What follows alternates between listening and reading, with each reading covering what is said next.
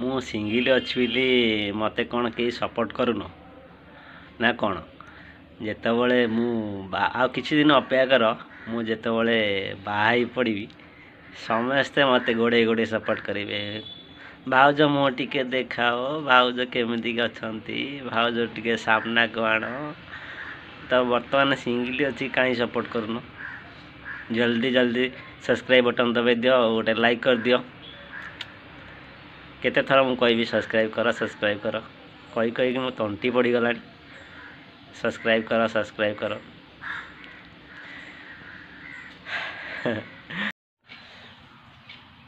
କାଲି 12 ଘଣ୍ଟା ଡ୍ୟୁଟି କରିକିରି ଆସିଲି, ମାନେ କାଲି ଇଭିନିଂ 5:30ରୁ ଆଉ ସକାଳ ଏବେ 5:30ରେ ଡ୍ୟୁଟି ସରିଲା। ଫୁଲ୍ ନାଇଟ୍ ଡ୍ୟୁଟି କରିବାକୁ ପଡ଼ିଲା, ଓଭର ଟାଇମ୍ ଥିଲା 4 ଘଣ୍ଟା। ତ ମୋ ଆୱାଜରୁ ଆଉ ଭଏସ୍ରୁ ଜାଣିପାରୁଥିବେ କେମିତି ମୋ ଭଏସ୍ ଆସୁଛି।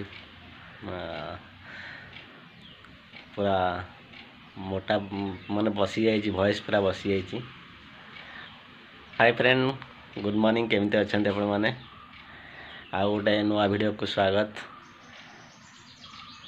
ବର୍ତ୍ତମାନ ଆସିକିରି ଡ୍ୟୁଟିରୁ ଆସିକିରି ଆଉ 5:30 ଆସି ଆଉ ଶୋଇଲିନି। ବ୍ରସ୍ କରିକିରି ଗାଧେଇ ସାରିକିରି ଯେତେବେଳେ ଗାଧେଇ ସାରିଛି, ତାପରେ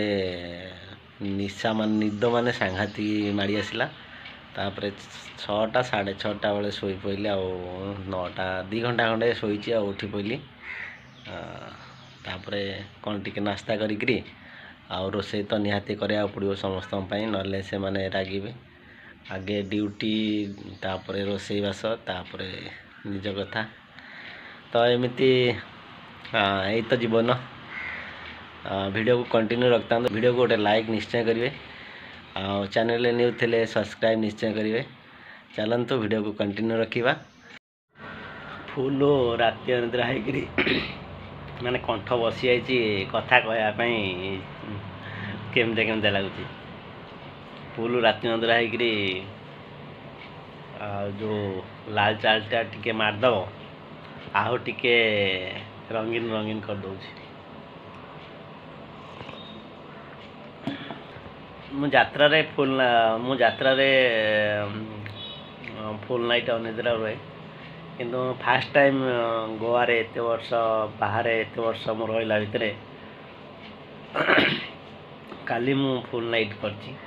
ମାନେ 3ଟା 3:30 ଯେତେବେଳେ ହେଇଗଲା, ଆଉ ମୋର ଆଖି ଆଉ କଥା କହିଲାନି, ଆଉ ହାତ ଗୋଡ଼ ଗୋଟେ ଜାଗାକୁ ଗଲା ବେଳକୁ ଆଉ ଗୋଟେ ଜାଗା ଯାଉଛି, ଏମିତି ଲାଗିଲା।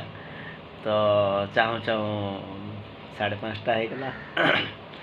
ତାପରେ ଚାହା ବିସ୍କିଟ୍ ଆସିଲା ପରେ ଟିକେ ଭଲ ଲାଗିଲା। 5:30 ହେଇଗଲା, ତାପରେ ରୁମ୍କୁ ଆସି ତ ଶୋଇଛି ଆଉ ଦିନରେ ବି ଶୋଇଲେ ବି ନିଦ ଲାଗିବନି।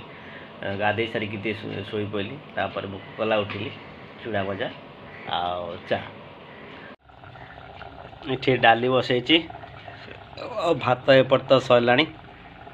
ଏପଟେ ଚାହା କରିଥିଲି, ପଡ଼ିଛି। ସତ କଥା, ନାଇଟ୍ ଡ୍ୟୁଟି କଲେ, ଫୁଲ୍ ନାଇଟ୍ କଲେ ନା କିଛି କରିବା ପାଇଁ ଇଚ୍ଛା ହୁଏନି, ଆଉ ଖାଇବା ପାଇଁ ବି ଇଚ୍ଛା ଲାଗେନି।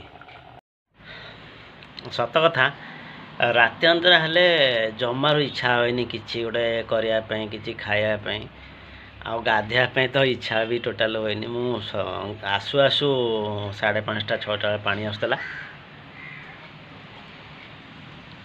ସେତେବେଳେ ଗାଧୋଇ ପଡ଼ୁଛି।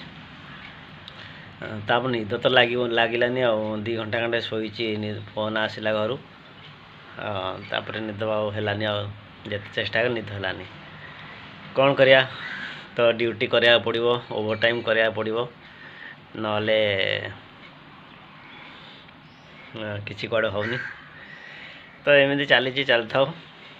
ମୋର ଦେଖୁନ୍ତୁ ଆଖି ପୁରା ଲାଲ ପଡ଼ିଯାଇଛି।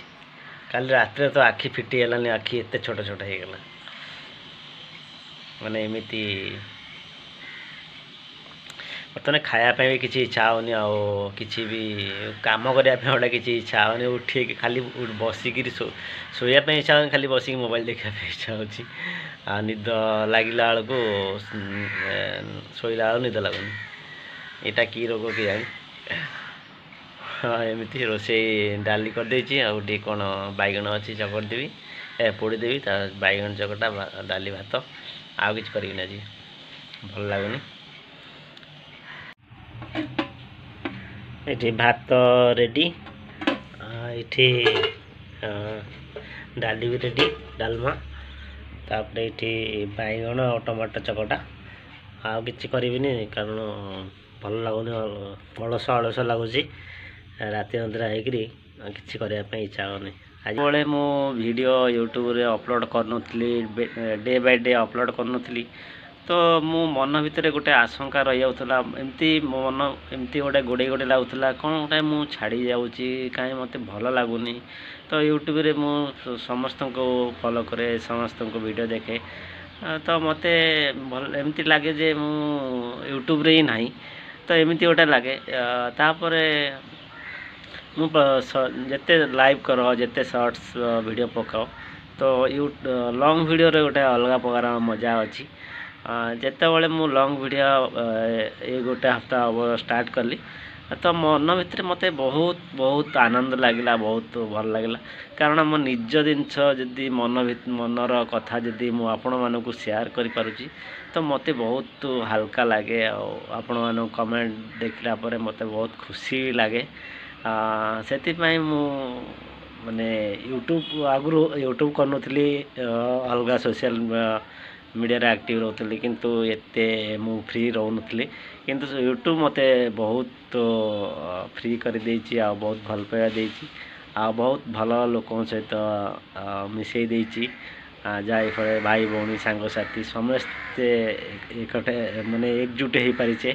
ତ ତାଙ୍କ ନା ଆମେ ଦେଖିଛେ ନା ଆମେ ଜାଣିଛେ ତାଙ୍କ ଘର କେଉଁଠି ନା ସେ କ'ଣ କରନ୍ତି କିନ୍ତୁ ଆମେ ଗୋଟେ ପରିବାର ଭଳି କହିଲେ ଚଳେ ଆମେ ସମସ୍ତେ ଏକାଠି ଭଳି ମିଶୁ ଆଉ ଏକାଠି ବିଷୟରେ ୟୁଟ୍ୟୁବ୍ ବିଷୟରେ କିଛି ଆଲୋଚନା କରିଥାଉ ଆଉ ଭଲ ଲାଗିଥାଏ। ଦେଖନ୍ତୁ ଆଜି ଦେଖନ୍ତୁ କେତେ ଜୋରେ ଖରା ହେଇଛି ମାନେ ବାହାରକୁ ଖରାକୁ ଯିବା ପାଇଁ ଭାରି ଡର ଲାଗୁଛି ଆଉ ଯେମିତି ନିଆଁ ପାଖରେ ଠିଆ ହେଲେ ଯେମିତି ଲାଗେନି କି ଖରାରେ ସେମିତି ଗଲେ ସେମିତି ହିଁ ଲାଗୁଛି। ଆଉ ସହଜରେ ମୁଁ ନାଇଟ୍ ଡ୍ୟୁଟି କରିକିରି ଆସିଛି ଆଉ ଫିର୍ ବି ଆହୁରି କଷ୍ଟ ଲାଗୁଛି ବାହାରକୁ ଯିବା ପାଇଁ। ଆଉ ଗଛ ମୂଳ ବର୍ତ୍ତମାନ ଏ ଗଛ ସବୁ ଅଛି ଯାହା ହଉ ଗଛ ସବୁ ଅଛି ବୋଲି ରୁମ୍ରେ ଛାଇ ଲାଗୁଛି।